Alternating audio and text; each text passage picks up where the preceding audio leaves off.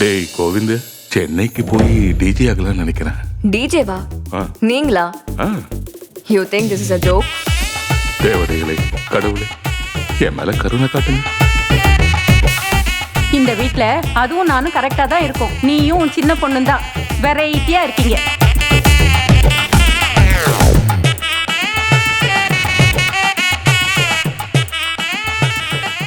காசு கொடுறா. இந்த கேசட்டுக்கு நீ பணம் கொடுத்தியாடா?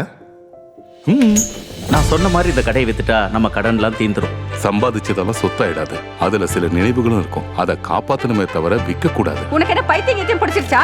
இந்த சங்கீதெல்லாம் நமக்கு ஒரு நாளும் ஒத்து வராது. தேவையில்லாம அலையாத. கடையை விற்கலான்னு முடிவு பண்ணிட்டேன். அப்போ உங்க ஆம்பிஷன்லாம் என்னாச்சு? அப்போ 20 வயசா இருந்த மூர்த்திக்கு இப்ப 50 வயசு ஆயிடுச்சு.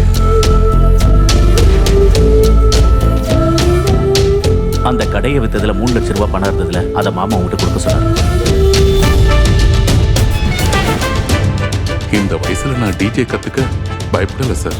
அதை நிரூபிக்க நான் எடுக்கிற முயற்சியில இருந்து கடைசி வரைக்கும் பின்வாங்க மாட்டேன் சார்.